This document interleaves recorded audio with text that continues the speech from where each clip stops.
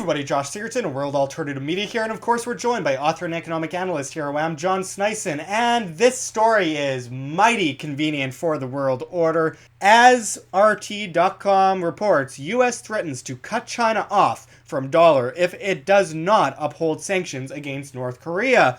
And of course, we've gone into this kind of before, past sanctions. There have been one sanction after another against Russia, against China. China has actually made threats against the United States. If you strike first, we're not on your side. If North Korea strikes first, we are on your side. Really confusing nonsense and mumbo jumbo from one statist actor to another. And this report goes a bit deeper, though, than the past ones, because when we're talking about them cutting China off the US dollar, we're talking about exactly what China wanted in the first place, because they are moving towards the SDR, moving towards the IMF, which is talking about basing itself in Beijing in the next few years, and China's going cashless and pushing towards a cashless society. We'll go into that more in a second. But first, as the article says, the U.S. could impose economic sanctions on China if it does not implement the new sanctions regime against North Korea. The U.S. Treasury Secretary has warned. Steve Mnuchin said the restrictions could involve cutting off Beijing's access to the U.S. financial system. North Korea economic warfare works, Mnuchin said Tuesday at the Delivering Alpha conference in New York City. We sent a message that anybody who wanted to trade with North Korea, we would consider them not trading with us. Now, Mnuchin is a dirtbag. He's got a long career of being a dirtbag, and now he's got way too much power, and he is doing exactly what the globalist world order has been wanting for so long. The absolute power shift towards China, which has been taking place, especially since the 1970s when Henry Kissinger met with Mao Zedong, leading to the Trilateral Commission under Zbigniew Brzezinski, the technocratic creation of a society based in blockchain, AI, not cryptocurrency, but a digital currency that's centralized. And we've been seeing this come to fruition for many years, and it's finally come to its precipice. And now there's this move to cut China off the U.S. dollar and the U.S. financial system. Oh, poor China. John, can you go into this? Well, before we actually get into the U.S. threatening China to actually get off the, shove them out of the U.S. dollar world reserve currency system, we got to remember what China is doing right now and been doing for a very long time, since 2008, since the crises. China was starting to make the move of a de-dollarized world. And everybody's talking about it. If you go and listen to a lot of the experts, they know that this is coming, because any empirical currency that had been traded around the world for a while, and then suddenly it just accumulates so much of it in the world. Yeah. And then at one point, even though you're trading it through the world, because if it was only in the United States, the US dollar probably in the form that it was from 71 wouldn't existed very long. So what happened was they exported all these dollars everywhere and had, a vast amount of US dollars. Like there's about $16 trillion worldwide in different, trades going on, all the debt that the United States has in US bonds. And you're saying that the central banking system rigs stuff? No way. No, that's not true. No, of course it's true. The Exchange Stabilization Fund was a part of this to stabilize the dollar. Yeah. And now, of course, it's working hard, because the US dollar is currently being devalued because, everybody flooded into the US dollar and the US dollar value went slowly upwards. But now, of course, Trump and everybody doesn't want that, because if you have a strong currency in today's world, you can't sell anything to anybody else. Nobody wants it. So now they're cheapening the currency again, and you're gonna.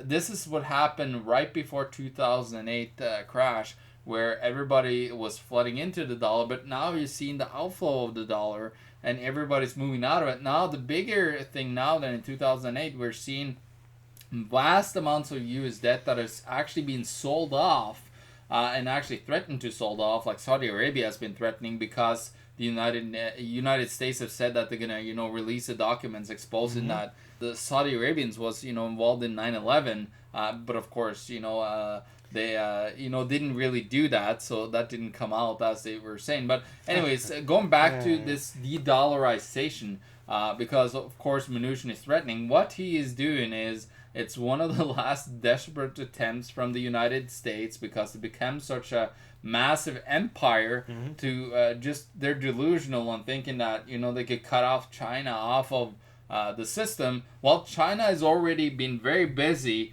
And if you can take a look, Josh, scrolling down here, you can see from 2008 to 2015, and this is not currently completely updated because it's missing 2 years.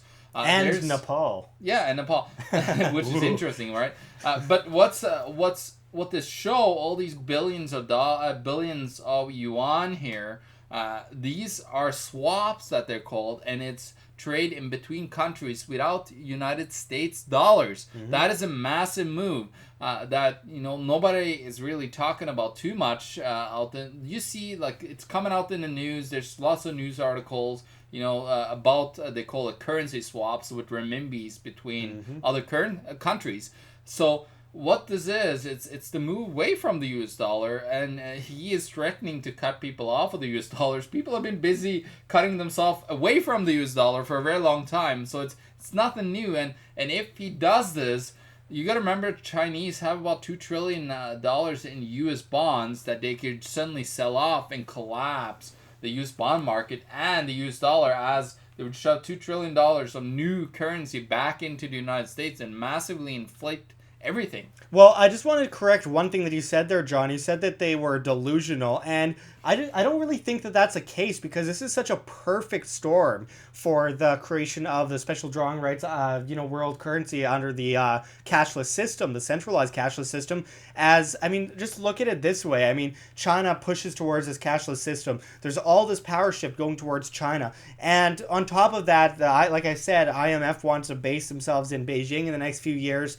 They have been developing that cashless system to max powers here, to the point where they are quickly exceeding the rest of the world in its creation, other than perhaps India with their retina scans, etc., and the push in Australia and Sweden and Canada, etc. But China is on the forefront of this, and they are capitalizing on this. They are a quasi-communist country and a quasi-technocratic society, and that combination is very dangerous. And of course, world leaders want as much control as they possibly can. They want centralized control.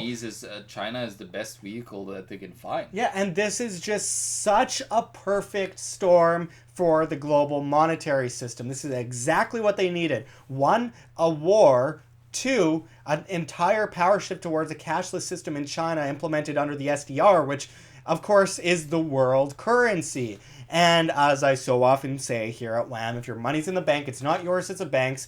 And if your money's always going through the banks, through digital transactions, centralization, and legal tender laws, you never hold it in your hand. It's always the bank's, it's never yours. And you are essentially enslaved to the banking system and the government.